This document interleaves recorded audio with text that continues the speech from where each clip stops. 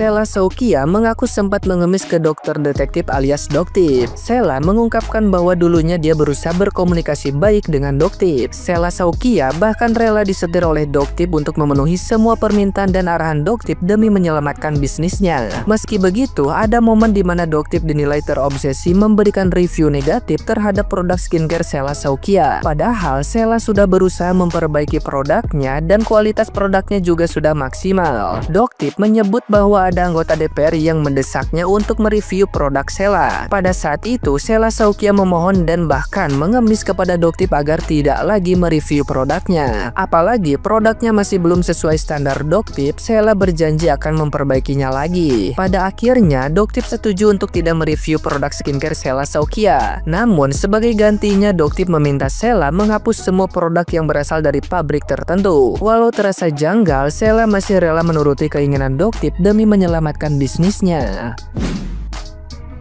Kisruh antara keduanya memuncak setelah Sheila melabrak Doktip yang tengah melakukan live di TikTok. Pada saat itu, Doktip tengah mereview produk skincare milik Sheila yang disebut tidak mencantumkan tanggal kadaluarsa, komposisi, dan izin edar. Pihak Sheila Shaukia yang tidak terima dengan review tersebut dan menyebut itu bukan produknya pun langsung melabrak Doktip. Aksi ketika kedua pihak beradu mulut pun tersebar secara luas di media sosial. Akibat kisruh ini, pihak Sheila dan pihak Doktip saling melapor ke polisi. Nah, gimana nih menurut netizen yang terhormat? Silahkan berkomentar ya. Doktip itu adalah seorang pembohong besar, dan kalian masih percaya sama Doktip. Ternyata selama ini kita dibohongi guys, kita dibohongin. Doktip itu bukan hanya sekedar dokter kecantikan, ternyata dia dokter hewan juga dan dokter ODGJ juga. Sumpah ya Doktip ya, ditunggu klarifikasinya 2 kali 24 jam untuk menjawab ini semua. Kok bisa-bisanya dia nutup-nutupin dari kita semua, kan kita nggak terima. Udah gitu ya Doktip ya, jangan pernah nge-review skincare lagi, paham? Kan udah diingetin tuh, udah ditegor, ngerti nggak? Hah? Kita para owner nakal ingin terlepas dari bayang-bayang Anda. Hahaha. Emang enak. Ya ampun Alam, udah minum obat belum? Diminum dong obatnya. Minum obat dulu ya. Menyala Doktipku. Wow, kalau aku sih ngeliatnya Doktip itu wise banget menghadapi tim sirkus ini. Yang teriak-teriak lah, yang nggak jelas gitu ya. Kalau lo ngerasa produk lo emang sehat dan tidak membahayakan masyarakat, santai aja. Tinggal bikin laporan gitu, pencemaran nama baik, pencemaran bisnis lo gitu. Gak usah keluar-keluar kayak gitu, takut ya bisnisnya jatuh nggak jalan lagi gitu ya. Sama tim bebencongan lo. Kadang sih emang tim bebencongan ini kan kalau punya teman, punya uang dikit, ngerasa dia juga punya power. Padahal dia juga masih gembelita, nggak punya apa-apa gitu ya. Teriak-teriak gak jelas, di mana produk kita yang ngerasa tidak baik. Kalau lo ngerasa nggak produk lo baik-baik aja, nggak usah segitunya gitu nyerang satu orang gitu ya, kayak memalukan. Apalagi nih si mami online penista agama si Iza Zega, katanya mangkir panggilan Jawa Timur, Polda Jawa Timur gara-gara sakit nggak enak badan. Tapi lo kenapa tiba-tiba ada di lokasi keluar-keluar nggak jelas? Emang lo suka gentayangan ya, kayak kelakuan lo gitu. Tobat deh kata gue mah. Mari kita analisa perilaku agresif Sheila Shaukia dan gengnya. Jadi gini guys, ada satu hal yang menarik ya dari perilakunya Sheila Shaukia yang kemarin itu. Kenapakah dia bisa begitu marah sampai meneriak-neriaki Doktip, bahkan mengata-ngatakan Doktip itu penipu, pemeras, dan lain-lain. Menurut saya ini bukan hanya soal emosi biasa ya guys, tapi ada penjelasan psikologis di baliknya.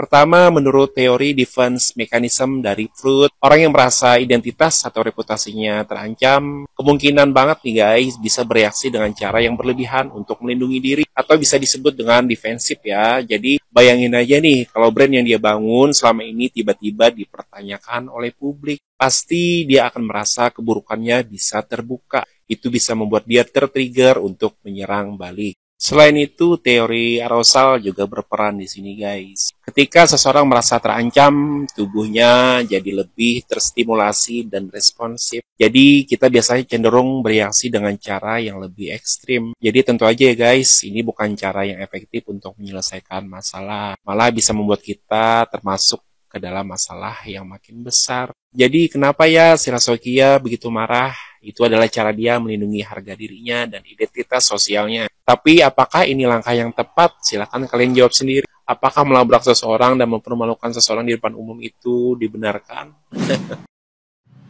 Aku kira percintaan Puji udah paling seru ya, tapi ini lebih seru. Waduh, sadis ya. Wah, ngeri kali dunia bisnis. Aduh, ngeri. Bingung mau ini sebagai netizen ya, mau apa, mau percaya ke siapa ya. Bingung ya. Sisi lain mata kita terbuka dengan adanya Doctip ya, kita lebih tahu mana skincare yang terlalu berlebihan overclaimnya, mana skincare yang benar-benar jujur ya. Jadi bingung, terlalu banyak drama, di mana-mana drama, pusing ya. Tapi drama ini menghibur kok. Gimana ini? Apakah kita sebagai penonton harus banyak-banyak buka TikTok atau menjauhi TikTok ya? Biar beban di otak ini nggak terlalu mumet ya. Udah kerjaan mumet ya. Lihat TikTok juga, lihat masalah orang juga mumet ya. Tapi kenapa kita tetap pantau? Mbak tahu arti privacy nggak? Doctip nggak mau ngasih tahu karena Doctip menjaga privacy si penjual ini.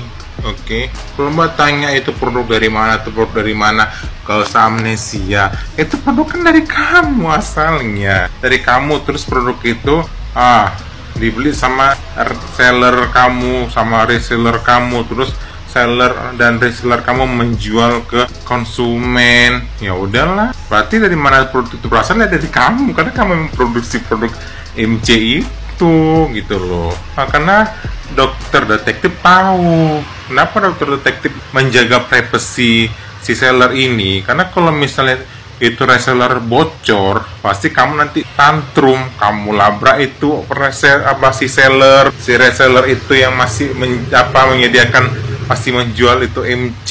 Nanti kamu ancem dia, kamu serang, kamu pojok-pojokin segala macem, mau cari aman gitu ya, tapi nggak bisa aman kan.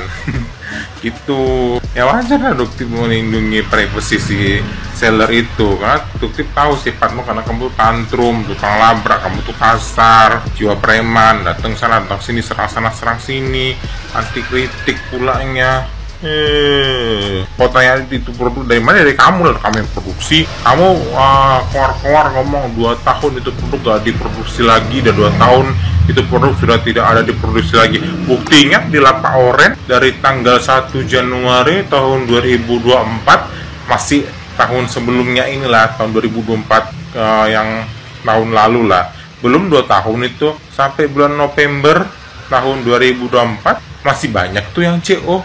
Alhamdulillah sudah 2 tahun tidak diproduksi lagi. Dapat di bulan Januari tahun 2024 sampai November 2024 orang masih ada yang CO. Berarti kan produk masih diproduksi, ya kan? Apalagi kan waktu pas di review Kak Nikita Mirzani, di review Doctip, itu bentuk krimnya masih seger kok. Berarti masih baru-baru itu. Aduh, pusing gak lu pada liatnya? Ribut banget ya kan? Jadi buat yang belum tahu, semalam itu Sheila Shaukia sama dokter detektif abis nge-live. Bahkan di live-nya dokter detektif itu ditonton sampai 400.000 orang. Jadi ceritanya mereka ini abis pulang pertemuan sama Bepom tuh. Dan Bepom udah memutuskan bahwa Doctip atau siapapun itu gak boleh nge-review produk lagi. Jadi yang berhak itu cuma Bepom. Nah, pulang dari sana Doctip itu nge-review produk di rumah makan. Disamperin lah sama si Sheila Shaukia dan kawan-kawan. Bahkan ada Isa Zega juga, ceritanya dilabrak lah gitu, ditanya-tanya, lu dapet produk gua dari mana, lu kenapa masih nge-review produk, dan bla bla bla bla bla gitu. Terjadilah keributan ini di rumah makan ini gitu, persekusi lah ibaratnya ya. Jadi gua bingung nih, ini rumah makan apa sirkuit Mandalika nih, kenapa orang pada ngegas ya, emang balapan? Terus gua bingung ya sama BPOM, orang-orang nggak boleh nge-review ya kan. Lama-lama nih kita juga udah nggak boleh ngasih rating terhadap makanan yang udah kita beli. Di lama-lama yang boleh menilai, yang ngasih rating cuma MasterChef aja nih, bisa-bisa nih. Dan gue tahu nih kenapa keributan ini nggak kelar-kelar ya, sampai berjam-jam loh kalau kalian nonton live-nya itu. Karena yang suka Ruqyah online itu nggak datang di sini nih. Harusnya yang suka Ruqyah online tuh datang di sini. Gua rasa mereka ini lagi kerasukan kodam ya. Jadi kayak heboh banget gitu. Terus tadi yang bikin gua ketawa tuh apa sih? Supirnya, dibilang kan supirnya kan dikurung, terus supirnya ditanya, "Bang, dari mana Pak? Dari mana Pak? Kenapa Bapak nggak bilang aja? Dari tadi guanya gitu, kalian ribut mulu."